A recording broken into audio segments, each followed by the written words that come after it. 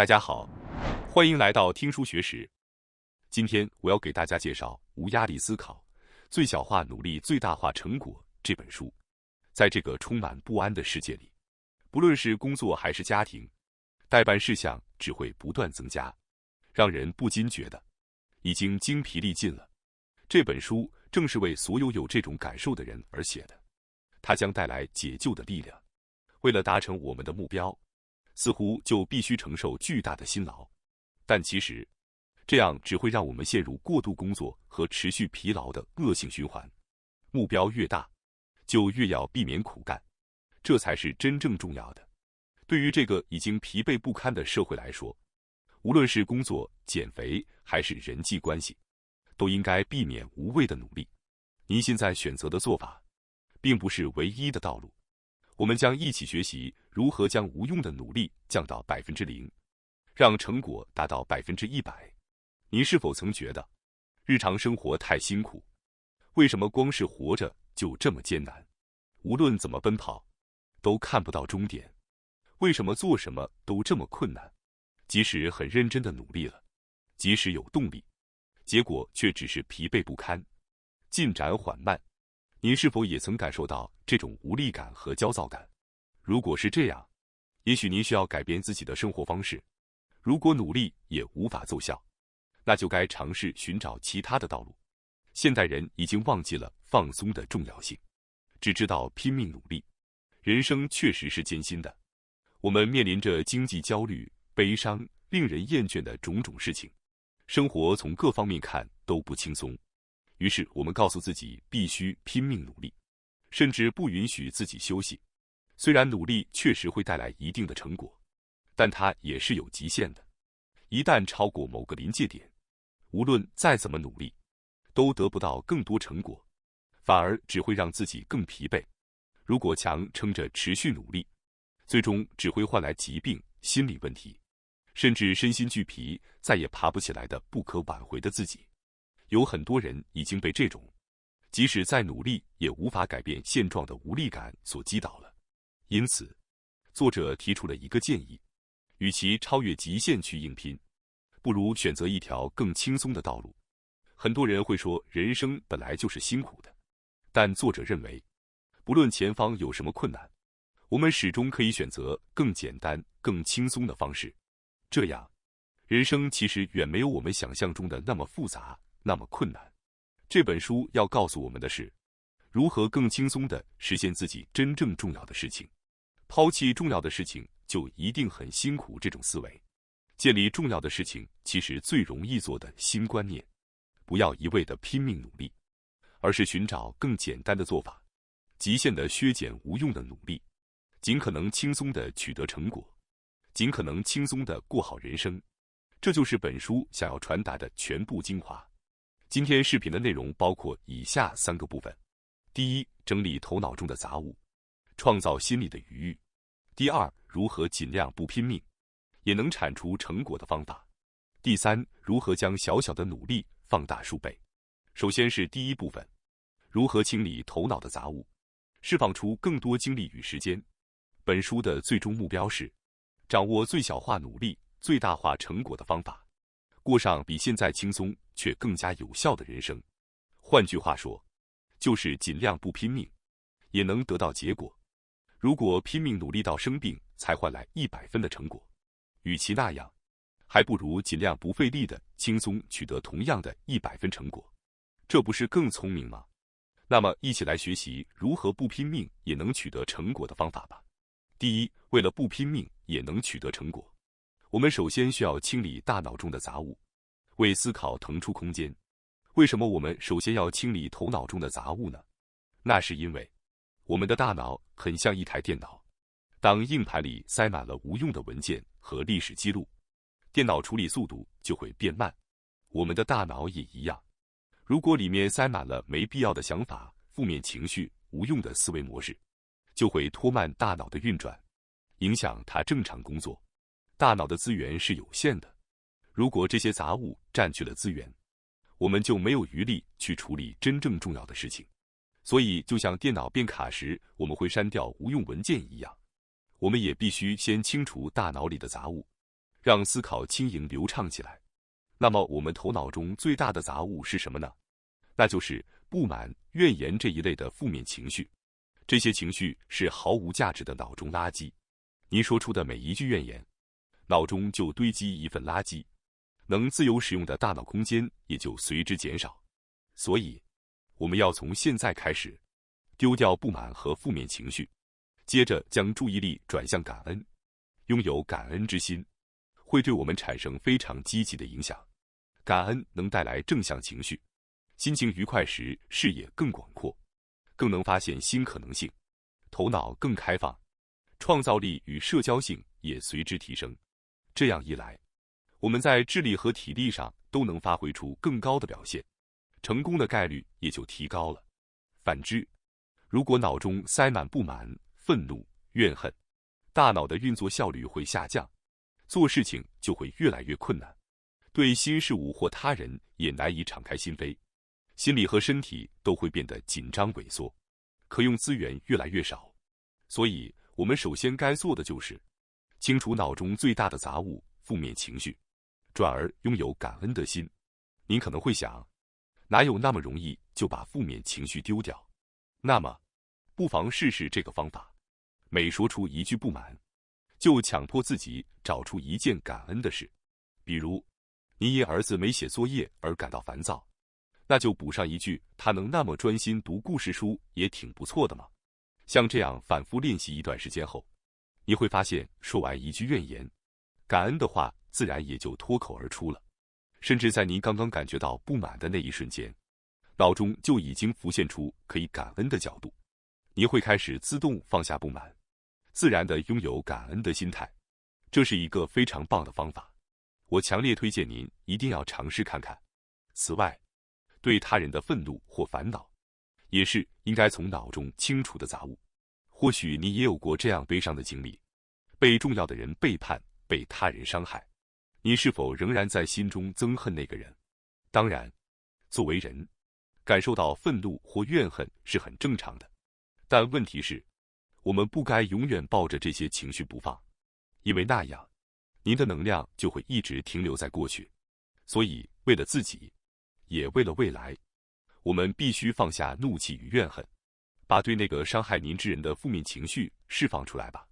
不是为了原谅对方，而是为了让自己获得自由。当您再次感受到愤怒或怨恨时，请自问这几个问题：我为什么要持续抱着这份怒气或怨恨？这份情绪真的有助于我的未来吗？如果您能这样停下来问问自己，您就会发现，愤怒与怨恨其实毫无意义。怎么样呢？我们讲到了要丢掉脑中最大的杂物——负面情绪，拥抱感恩之心，释放对他人的愤怒和怨恨，这样我们的大脑空间就能重新获得自由。只要把这些事情确实执行好，您的大脑将会变得更加轻盈清爽。接下来是第二部分，如何尽可能不费力，也能取得成果的方法。让我们一起来思考，如何尽可能不费力也能取得成果。请您一边听，一边思考是否有哪个方法正好打动了您，能用在您自己身上。接下来我会先简要总结一下尽可能不费力也能获得成果的3种方法。尽可能不费力也能取得成果的方法： 1. 明确第一步该做什么； 2. 把流程压缩到最少； 3. 下面我会依次详细解说每个方法。方法1：明确第一步。大家应该都有过这样的经历，明知道该做某件事，但总是拖延，迟迟无法开始。这种时候，请您刻意练习，无论开始什么，都先明确第一步该做什么。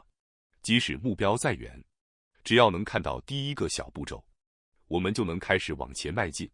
只要低头看着脚下，跨出那第一步就好了。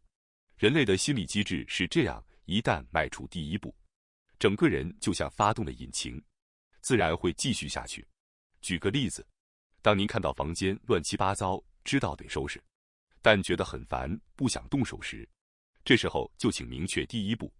例如，第一步就是扔掉一样东西。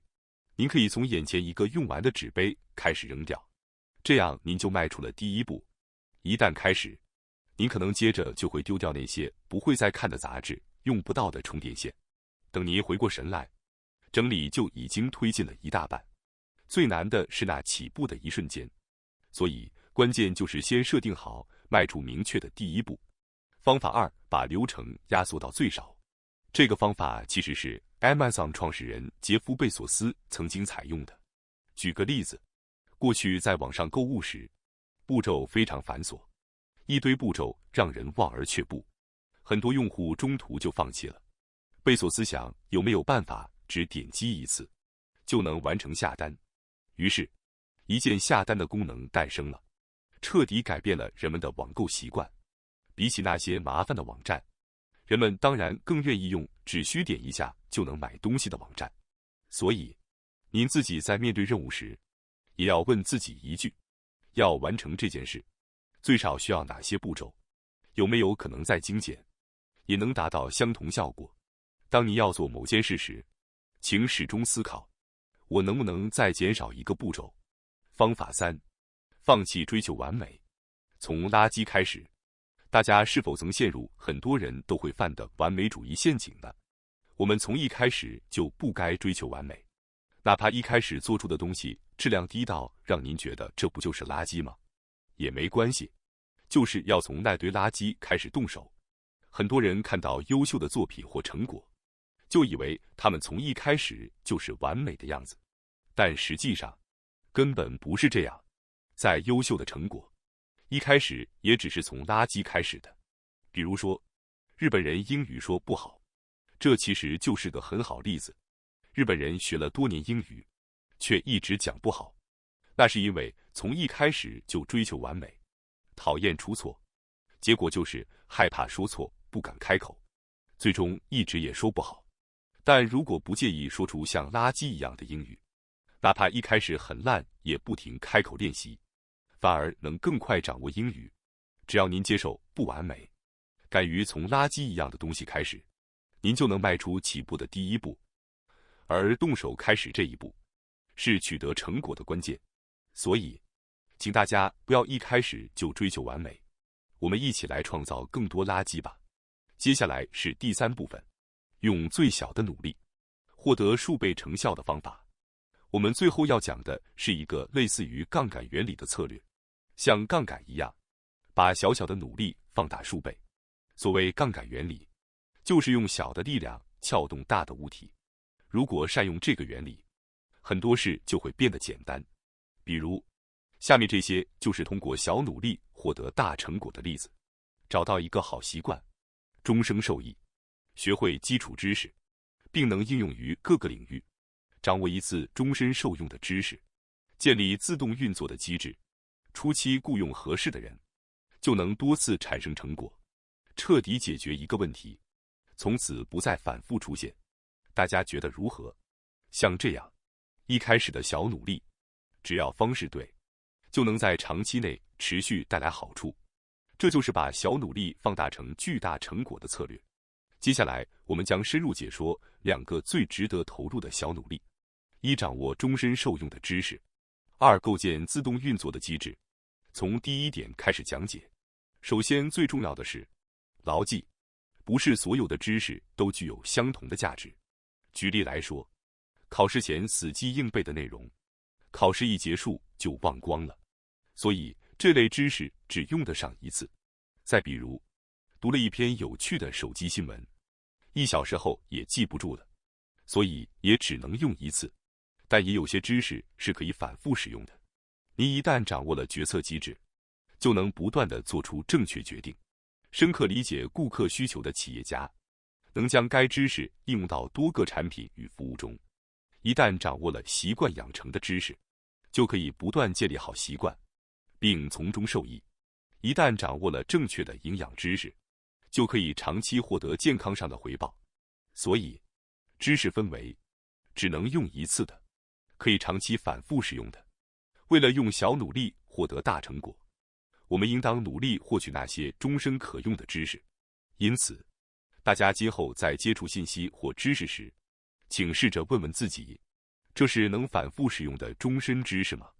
现代生活节奏加快，我们容易被吸引去追求快速解决方法，但那些快捷方式只能解决眼前的问题，无法带来长远的回报。相反，原理、原则类的知识，或者终身受用的知识，可以反复用在不同场合、不同问题上。当然，这类知识需要一定程度的努力才能掌握，但只要掌握一次，就能永久使用，是一种超高性价比的努力。所以，以后您在接触任何知识信息时，请习惯问问自己：这值得我学下来吗？它是终身受用的吗？第二点，构建自动运作的机制。所谓让事情自动运作，换句话说，就是自动化。我们每天都要做各种判断和选择，这会逐渐消耗我们的意志力，使我们变得疲惫。所以，越是重要的事情，就越应该自动化。自动化的优点在于，一旦设定好之后，就不再消耗脑力，也不需要再操心。它可以让您小小的努力产生持续放大的效果。听到自动化，或许会觉得好像很难、很高科技，但其实它无处不在。比如洗衣机、洗碗机、冰箱这类家电，本质上就是一种自动化。平时我们不觉得怎样，但一旦洗衣机坏了，才意识到我们有多依赖它，它节省了多少劳动力。所以，日常生活中，凡是可以自动化的事，都尽量自动化，这样您的小努力就能被放大好几倍。希望通过整理头脑杂物，简化流程，放弃完美主义，以及学会用杠杆放大努力，大家都能找到更加轻松、高效的生活和工作方式。感谢大家收看今天的节目。如果你喜欢我们分享的内容，记得点赞、订阅并开启小铃铛通知，第一时间获取我们的更新。在下次的节目中，我们将继续为大家分享更多有益的书籍。再次感谢大家的支持，我们下期再见。